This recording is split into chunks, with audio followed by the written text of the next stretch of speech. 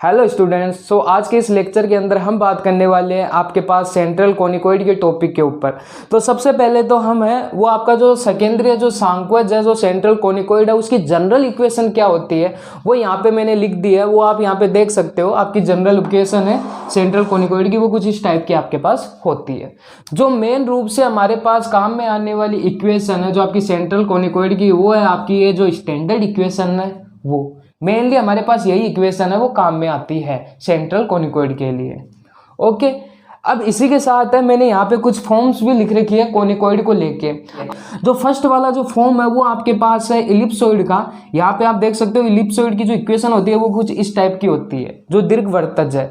यदि दीर्घवृत्त की बात करें तो उसके अंदर आपको पता है केवल इतनी टर्म ही होती है आपके पास, x square upon a square plus y square upon b square is equal to 1, ये दीर्घवृत्त की होती है। लेकिन यहाँ पे हम कोनिकॉइड से रिलेट कर रहे हैं इन फॉर्म्स को, इसलिए यहाँ पे एक एक्स्ट्रा टर्म भी आएगी। ओके, नेक्स्ट आपके पास जो फॉर्म है वो आपके पास इस प्रकार से है कि हमने जो लास्ट वाली टर्म है ना उसको नेगेटिव कर दिया, मतलब ये जो सी वेरिएबल है इसके आगे हमने नेगेटिव का साइन ले दिया। तो आपके पास ये जो स्ट्रक्चर है वो आपके पास कहलाती है hyperboloid of A one seat. Similar case के अंदर हम थर्ड यदि फॉर्म देखें, यदि हम लास्ट की जो दो टर्म है उसके आगे नेगेटिव के साइन ले लेते हैं, देन आपकी जो ये इक्वेशन है वो कहलाती है आपके पास hyperboloid of the two sheets. और जो फाइनल आपकी जो फॉर्म है फोर्थ वाली वो कुछ इस प्रकार से है। यहाँ पे आपके पास पता है इलिप्सॉइड में हमने इक्वल टू 1 लिया था, लेकिन इस वाली स्ट्रक्चर में यदि हम इक्वल टू 0 ले लेते हैं तो ये आपके पास कोण की इक्वेशन कहलाती है। साथ में आप ये जितने भी मैंने फॉर्म्स बताई है इनके डायग्राम है वो कैसे ट्रेस होते हैं वो आप यहाँ पे स्क्रीन पे देख सकते हो। यहाँ पे अब है वो हम आपकी जो ये सेंट्रल कोनिकॉइड है इस पे बेस एक इंपॉर्टेंट थ्योरम की बात। स्टूडेंट्स आपके पास जो थ्योरम है वो कुछ इस प्रकार से है कि आपको है सेकेंडरी सांक्वज के किसी बिंदु पर स्पर्श तल का समीकरण है कि इक्वेशन है वो फाइंड आउट करनी है, जिसका स्टेटमेंट मैंने यहाँ पे लिखा है कि आपको उस टेंजेंट प्लेन की इक्वेशन है वो फाइंड आउट करनी है जो आपके पास जो सेंट्रल कोनिकॉइड है वो उसके किसी बिंदु अल्फा बीटा गामा पर टच करे। ओके, कहने का मतलब है यहाँ पे कि यहाँ पे आपके पास जैसे ये सेंट्रल कोनिकॉइड है, यहाँ पे आपके पास एक प्लेन है, देन ये प्लेन है वो सेंट्रल कोनिकॉइड को यहाँ पे किसी पॉइंट पे काट रहा है जिसके कोऑर्डिनेट आपके पास अल्फा बीटा गामा है। देन आपके पास इस सेंट्रल कोनिकॉइड के लिए ये जो टेंजेंट प्लेन है इसकी इक्वेशन है वो फाइंड आउट करनी है, स्पर्श तल की इक्वेशन आपको फाइंड आउट करनी है। तो सबसे पहले हम इसके प्रूफ पे चले तो यहाँ पे हम देखते हैं प्रूफ या इसके सॉल्यूशन को देखें तो यहाँ पे सबसे पहले आपके पास है सेंट्रल कोनिकॉइड की इक्वेशन है वो यहाँ पे दी गई है x square plus b y square plus c z square is equal to 1। इसको एक बार इक्वेशन नंबर हम 1 दे देते हैं। देन अब यहाँ पे हम देखते हैं कि यहाँ पे आपके पास जो अल्फा बीटा जो गामा पॉइंट है वो इस सेंट्रल कोनिकॉइड को टच कर रहे हैं। इसका मतलब है ये पॉइंट है सेंट्रल कोनिकॉइड की इक्वेशन को सेटिस्फाई करेंगे। ओके, अब चूंकि अल्फा बीटा गामा इक्वेशन 1 पर स्थित है, आपकी जो इक्वेशन 1 है उसमें स्थित है, देन स्थित है तो इस इक्वेशन को सेटिस्फाई करते हैं यहाँ पे, तो ये हो जाएगा ए अल्फा स्क्वायर प्लस में सी गामा स्क्वायर और 1 भी इधर ले लेते हैं हम तो माइनस का 1 हो गया और इक्वल में 0 बच गया। इसको इक्वेशन नंबर हमें 2 ले लेते हैं। ठीक है, नेक्स्ट है वो अब हम क्या करेंगे, आपको इस प्लेन की इक्वेशन फाइंड आउट करनी है तो हम क्या करेंगे, सबसे पहले ये जो आपकी ये लाइन है इस लाइन की इक्वेशन फाइंड आउट करेंगे जिसके ऊपर आपके पास पॉइंट क्या है अल्फा बीटा गामा है। तो सबसे पहले यहाँ पे हम अल्फा बीटा गामा से गुजरने वाली सरल रेखा का समीकरण फाइंड आउट करते हो। तो सरल रेखा का समीकरण आप जानते ही हो वो क्या होता है, वो तो आपके पास में किसी पॉइंट से गुजरने वाली आपके पास लाइन की इक्वेशन क्या है होती है एक्स माइनस का पॉइंट अपॉन में l is equal to y minus का बीटा अपॉन में m is equal to z minus gamma upon में एन। ओके, और इज इक्वल टू हमें वो आर के इक्वल ले लेते हैं, इसको लेट कर लेते हैं। ठीक है, देन यहाँ पे हम एक्स वाई जेड है वो पॉइंट फाइंड आउट करते हैं। तो एक्स वाई जेड पॉइंट यहाँ पे क्या निकल के आते हैं वो आएंगे आपके पास, जो फर्स्ट पॉइंट आएगा वो आएगा आर एल प्लस में अल्फा। सिमिलर केस में एम आर प्लस में beta and the n r plus में गामा। इसको एक बार इक्वेशन नंबर आप 3 दे दीजिए। यहाँ पे हमने सबसे पहले ये वाली टर्म आर के इक्वल रखी, इससे हमें अक्ष के पॉइंट मिल गया।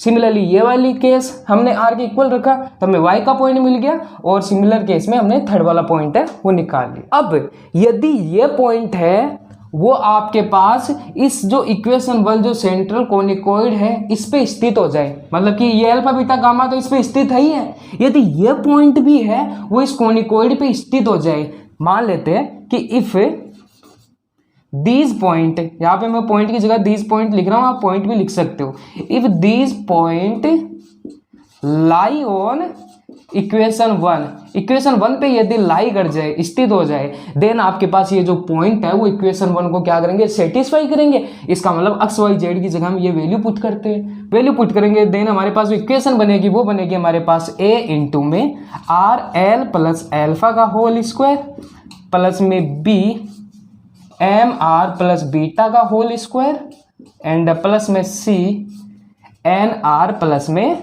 गामा का होल स्क्वायर, और इज इक्वल टू में आपके पास 1 है। सो नेक्स्ट है वो हम देखते हैं, वहां पे 1, 2 और 3 इक्वेशन है वो मैंने साइड में लिख दी है। तो यहाँ पे आपके पास जो इक्वेशन है वो इस टाइप से निकल के आई है। ओके, इसको यदि हम थोड़ा सा और सोल्व करें तो ये आपके पास है वो आर स्क्वायर के अंदर एक क्वाड्रेटिक इक्वेशन है वो बन के आती है। तो आर स्क्वायर के अंदर यहाँ पे क्वाड्रेटिक इक्वेशन में डायरेक्ट लिख देता हूँ, तो ये यहाँ पे निकल के आएगी ए ओ एल स्क्वायर प्लस में बी एम स्क्वायर प्लस में सी ऑफ एन स्क्वायर प्लस में 2r यदि हम कॉमन लेते हैं इसको सोल्व करने के बाद ए एल एल्फा प्लस में बी एम बीटा प्लस में c n gamma and plus में नेक्स्ट टर्म हमारे पास निकल के आती है ए एल स्क्वायर प्लस में बी बीटा स्क्वायर प्लस में c gamma square and equal, तो ये माइनस में आता है 1 इक्वल टू 0। ये इक्वेशन है वो हमारे पास निकल के आती है जब हम इस वाली इक्वेशन को सोल्व करते हैं। इसको हम एक बार इक्वेशन नंबर है वो 4 दे देते हैं। अब हम यहाँ पे देखते हैं ये आपके पास इक्वेशन 4 है वो क्वाड्रेटिक इक्वेशन निकल के आई। इसका मतलब यहाँ पे आपके पास r की 2 वैल्यू है वो आपके पास निकल के आती है। देन हम एक कंडीशन यूज में लेते हैं। यहाँ पे हमें पता है यदि हम ये इक्वेशन 3 है, ये जो लाइन की इक्वेशन है वो यदि सेंटर कोनिकॉइड है, जो आपके पास ये हमने सेकेंडरी सांकोच की जो हम बात कर रहे थे, इसके लिए यदि ये टेंजेंट लाइन हो जाए तो टेंजेंट लाइन के कॉन्सेप्ट से हम जानते हैं कि आपके पास यदि कोई पॉइंट है, 2 पॉइंट है, वो यदि दोनों इक्वल हो तभी आपके पास है वो टेंजेंट लाइन कहलाएगी, और वो जो पॉइंट है वो उस लाइन के लिए टेंजेंट पॉइंट कहलाएगा, ये हम जानते हैं। तो यदि ये हमने क्या किया है कि इक्वेशन 3 को इक्वेशन 1 के लिए टेंजेंट लाइन दिखाना है, तो यहाँ पे जो आपके पास जो r की जो वैल्यू आएगी वो क्या आएगी, सेम आएगी। तो यहाँ पे मैं लाइन लिख देता हूं, यदि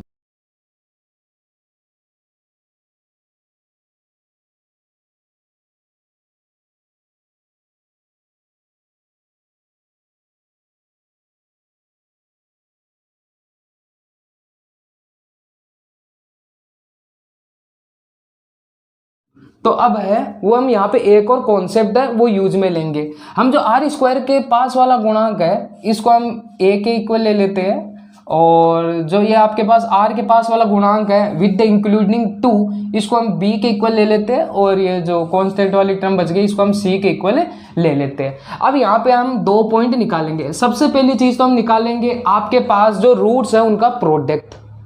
ओके, हम छोटी कक्षाओं में भी निकालते थे। देन हम निकालेंगे रूट्स का सम। ओके, सो सबसे पहले हम निकालते हैं प्रोडक्ट ऑफ रूट्स। आपके जो ये रूट्स है, जो आर की वैल्यूज है उनका प्रोडक्ट निकालते हैं, और वो पता है आपको किसके बराबर होता है, वो आपके पास होता था c/a के बराबर होता था। छोटी कक्षाओं में हमने देखा भी है। तो यहाँ पे यदि c की वैल्यू की बात करें तो वो आपके पास है a अल्फा स्क्वायर प्लस में b बीटा स्क्वायर प्लस में c gamma square and the minus का 1 अपॉन के अंदर a की जो बात करें तो वो है आपके पास a l स्क्वायर प्लस में b m स्क्वायर प्लस में c ऑफ n स्क्वायर। यहाँ पे हम इक्वेशन नंबर 2 से इसकी वैल्यू हमें पता है किसके इक्वल है, 0 के इक्वल है। तो आपके पास प्रोडक्ट ऑफ रूट्स है वो कितना आ गया, 0 के इक्वल। प्रोडक्ट ऑफ रूट्स 0 के इक्वल आया, कहने का मतलब है आपके पास दो रूट्स है, उनका प्रोडक्ट 0 के इक्वल आया है, और हमने अभी भी कंडीशन देखी है कि आपके दोनों रूट है वो सेम होंगे। यदि हम टेंजेंट लाइन की बात कर रहे हैं तो इसका मतलब यदि आपका R1 0 के इक्वल है देन आपका पास R2 की वैल्यू भी क्या आएगी, 0 ही आएगी।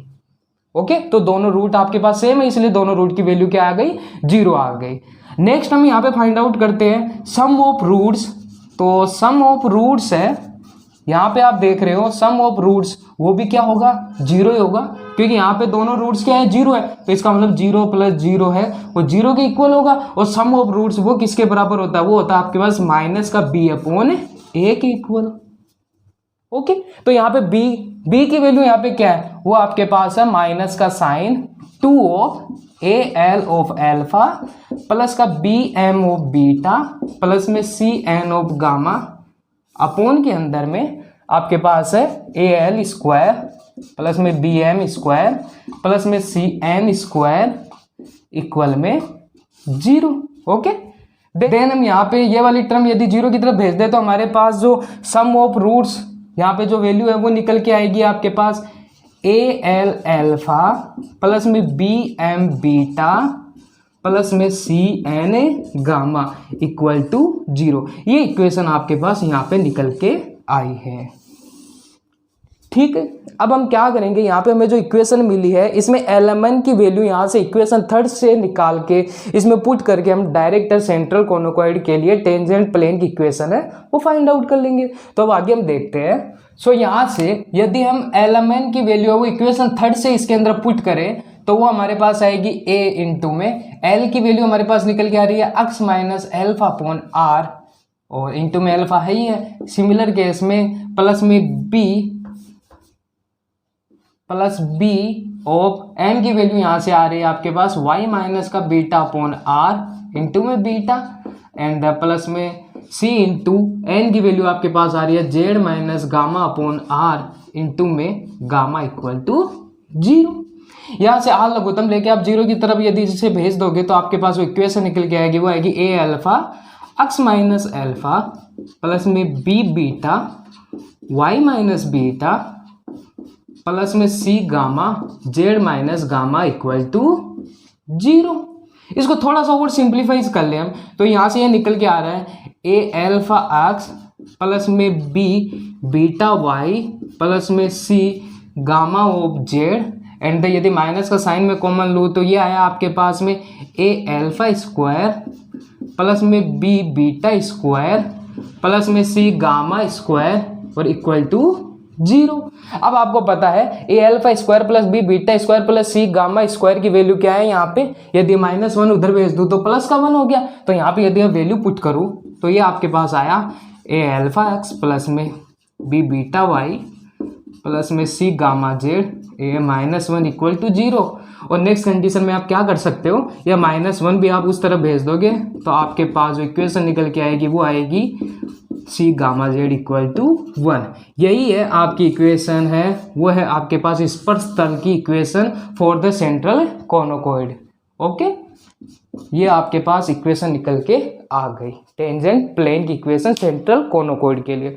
सो होपफुली आपको पूरा कॉन्सेप्ट समझ में आ गया हो कि कैसे कैसे हमने स्टेप बाय स्टेप है वो आपके पास सेंट्रल कोनोकॉइड की इक्वेशन है वो फाइंड आउट कर ली। किसी भी प्रकार का डाउट हो तो कमेंट सेक्शन में आप बता सकते हो। तो मिलते हैं जल्दी नेक्स्ट टॉपिक के साथ, तब तक के लिए सी यू।